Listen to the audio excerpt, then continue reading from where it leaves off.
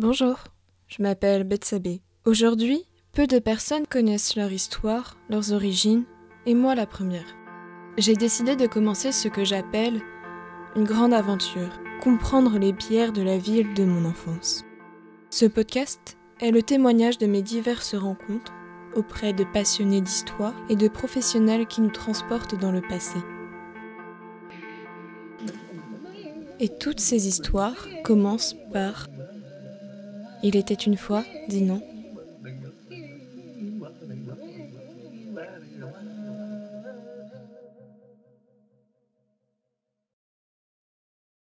Au XVIe siècle, la Bretagne fait partie du royaume de France. Elle se retrouve alors au plein cœur des guerres de religion.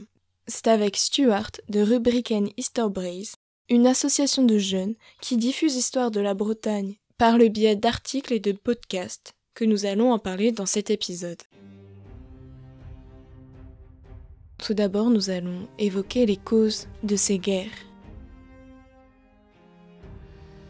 Je ne sais pas si on peut dire une guerre de religion, mais on parle plutôt des guerres de religion en France. C'est une période trouble qui a lieu vraiment dans la seconde moitié du XVIe siècle. Elle intervient parce qu'en fait, ce n'est pas qu'un problème qui a lieu en France, mais dans toute l'Europe. Il y a un schisme qui se fait au niveau de la religion chrétienne, entre d'un côté les catholiques et de l'autre côté les églises protestantes. Ça intervient au moment où Martin Luther va contester l'Église catholique avec ses 95 thèses qu'il va placarder sur l'une de ses églises en Allemagne. Ce que Martin Luther va reprocher à l'Église catholique à ce moment-là, ça va être la vente des indulgences. Qu'est-ce que sont les indulgences ? En fait, ce sont des actes de piété qui doivent permettre à l'âme chrétienne de pouvoir accéder au paradis.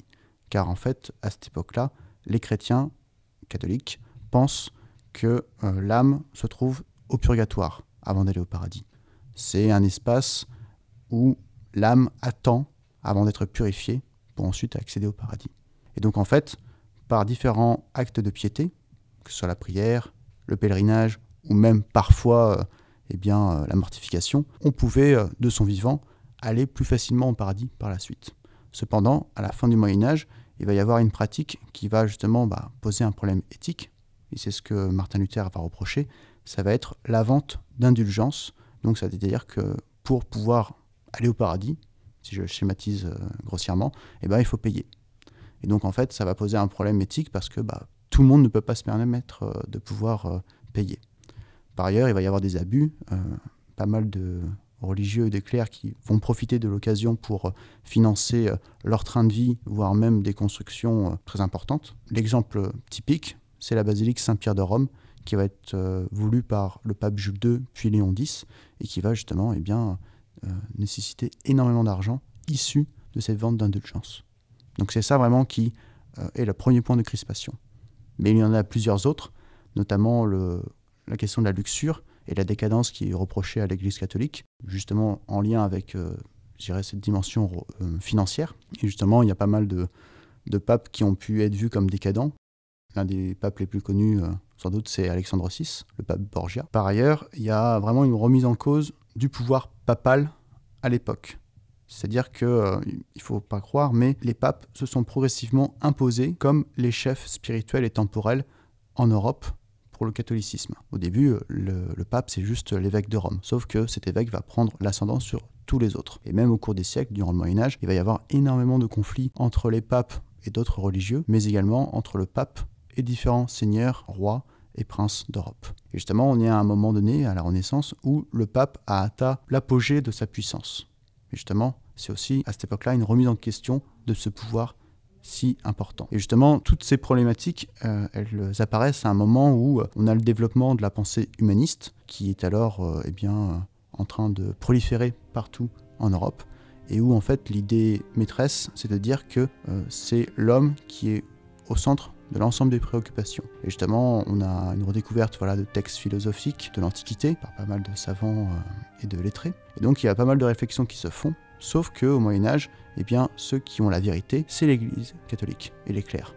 Et justement, il y a cette remise en question qui se fait aussi à ce moment-là. Le protestantisme, il va se développer notamment par le fait qu'on puisse traduire les Écritures saintes en langue vernaculaire. Avant, au Moyen-Âge, les Bibles étaient uniquement en latin. À partir de la Renaissance, il va y avoir cette volonté de les traduire en langue française, allemande, anglaise, et de traduire ces langues dans tout autre type de langue. En faisant cela, d'autres lettrés, religieux, voire même laïcs, que ce soit des bourgeois ou des nobles, ils vont pouvoir se réapproprier les Écritures saintes, et donc pouvoir discuter de religion.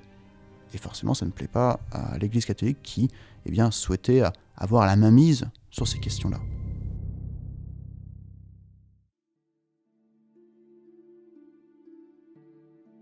Il existe d'autres types d'églises que l'on appelle réformées.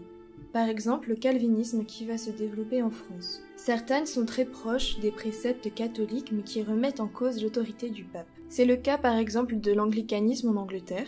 Henri VIII ne reconnaît pas l'autorité du pape sur certaines questions, notamment sur celle du mariage. Le protestantisme n'est pas une religion unifiée. Elle est composée de différentes églises qui ne sont pas forcément unies et solidaires entre elles.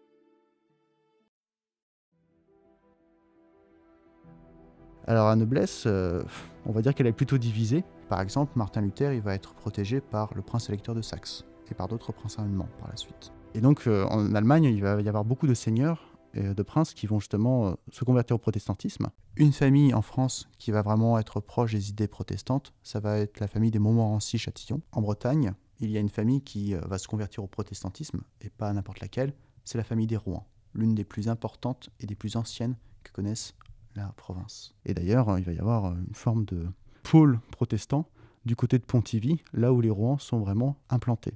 Mais à côté de ça, par contre, il va y avoir une noblesse qui va vraiment être farouchement hostile au protestantisme.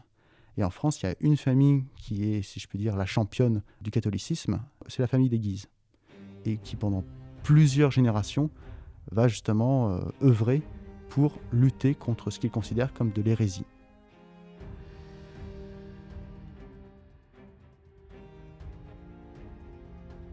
C'est-à-dire que le début du protestantisme, si on considère l'affaire de Martin Luther en 1517, il va y avoir petit à petit des protestants qui vont apparaître, mais au tout début, le roi de l'époque, François Ier, il va plus ou moins être conciliant. Il y a une affaire qui va vraiment poser problème à l'époque de François Ier, c'est l'affaire des placards en 1534. À ce moment-là, il va y avoir en fait des calvinistes qui vont placarder dans plusieurs villes de France, des positions très hostiles à l'Église catholique, mais cela va aller très loin puisqu'en fait il va y avoir l'un de ces billets qui va être en fait placardé à même la porte de la chambre du roi. Et cela, ça va être considéré comme un acte de lèse-majesté. François Ier va être hostile à ce moment-là, et donc il va y avoir un début de persécution qui va se faire. Mais pour l'époque, il n'y a pas encore de guerre de religion à proprement parler. Les guerres de religion, elles vont être liées à la fois aux tensions entre catholiques et protestants, qui en France, on peut estimer à 10% la population de protestants en France. C'est assez minoritaire, tout compte fait. Mais il va y avoir un gros problème politique, c'est qu'en 1559, le roi Henri II va mourir d'une mort assez tragique lors d'un tournoi. Cela va mettre une grande instabilité dans le sens où son fils va succéder, c'est François II. Donc François II est tout jeune à l'époque, il va hériter du royaume de France et c'est l'époux de Marie Stuart, reine d'Écosse. Il va y avoir ce problème dans le sens où il va mourir 1 an après le début de son règne et c'est son jeune frère, Charles IX, qui va lui succéder. Lui, il va régner beaucoup plus longtemps, sauf que lorsqu'il reprend le trône de son frère, il n'a alors que 10 ans. Et c'est donc Catherine de Médicis, sa mère, qui va assurer la régence. Et donc là, on va commencer à avoir des troubles qui vont se faire, dans le sens où les grandes familles nobles de l'époque vont participer plus ou moins au conseil de régence, et notamment les Guise, les Châtillon-Montmorency ou encore les Bourbons. Et donc en fait, ces familles vont lutter pour, non pas prendre le pouvoir et devenir roi, mais pour avoir une influence sur les décisions du royaume. Les tensions religieuses vont exacerber ces tensions politiques. Et donc c'est là qu'on va avoir le début des guerres de religion qui vont se faire. Le premier conflit religieux en France va apparaître en 1562, lorsque, sous le règne de Charles IX, il va y avoir un massacre qui va être fait en Champagne, à Vassy.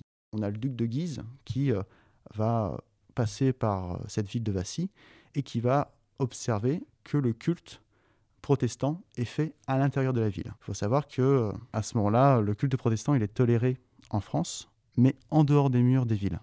Or, le culte est ici à l'intérieur, ce qui va mécontenter le duc de Guise, qui va en fait envoyer sa troupe pour arrêter cela, sauf que les choses vont dégénérer, et là on va avoir des dizaines de morts du côté protestant, et notamment de nombreux blessés.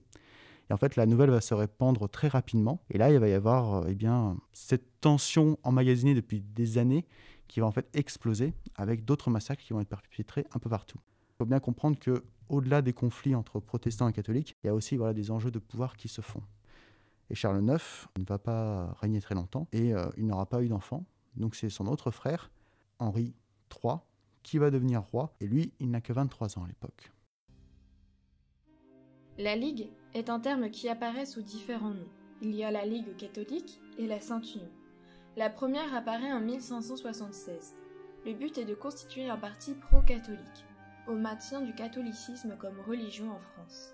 Également pour combattre l'hérésie protestante. Cependant, il va y avoir une seconde ligue qui va être créée en 1584. Henri III a un énorme souci, c'est que bien qu'il soit marié, il n'arrive pas à avoir d'enfant. Or, son successeur premier, c'est son dernier frère, François, le duc d'Anjou, qui meurt lors de cette année 1584. Et, pour ne rien arranger, si on suit la succession salique, son successeur à Henri III, c'est un certain Henri de Navarre, un prince bourbon, descendant direct de Saint-Louis, n'est autre que protestant. Et cela, justement, ça va raviver toutes les craintes des pro-catholiques, qui vont justement se constituer en Sainte Ligue, qui va être menée notamment par le duc de Guise, qui est aussi un certain Henri. Justement, on va appeler ça, je crois, le début de la guerre de la Ligue, la guerre des trois Henri, car il y a Henri de Guise, Henri de Navarre et le roi Henri III. Cette Ligue, elle va être très puissante, à tel point en fait que la Ligue va convaincre, et même, je dirais, obliger le roi Henri III à choisir un autre successeur. Et ce sera le fameux cardinal de Bourbon, qui sera désigné comme successeur de Henri III pendant quelques années. On a même un point tel, une telle puissance de la Ligue, que Henri III est même contraint de devoir accepter pas mal de choses de la part du duc de Guise. Et ce même duc de Guise va même offenser le roi, puisque, alors qu'il est interdit de séjour à Paris, il va se faire porter triomphalement par les Parisiens, qui sont de fervents catholiques. Et cela va même contraindre le roi à devoir s'enfuir à Chartres, à ce moment-là. Et donc, en fait, Henri III, il ne cherche qu'à retrouver son pouvoir. Il va faire un coup de force, un coup d'éclat, qui va précipiter vraiment la guerre de la Ligue. Ça va être les États généraux de Blois, qui vont se tenir à la fin de l'année 1588. Et alors qu'il réunit une grande partie des États généraux, c'est-à-dire les trois ordres, noblesse, clergé et tiers État, donc représentants des villes, donc de l'ensemble du royaume à Blois, il va faire ce coup de force de séquestrer l'ensemble des délégués et d'assassiner le duc de Guise et son frère, le cardinal de Lorraine, les deux têtes pensantes de la Ligue. C'est vraiment ce qui va déclencher en fait la guerre de la Ligue, dans le sens où la Ligue va se soulever contre Henri III, à tel point que le Parlement de Paris, qui est donc farouchement ligueuse, le Parlement de Paris va même destituer d'une certaine manière le roi. Donc on a vraiment une situation de sédition au niveau du royaume, avec le duc de Mayenne, qui est le jeune frère des deux frères assassinés, qui va prendre, si je peux dire, la tête de la Ligue en France. Et c'est là qu'il va y avoir vraiment le début de la guerre en tant que telle.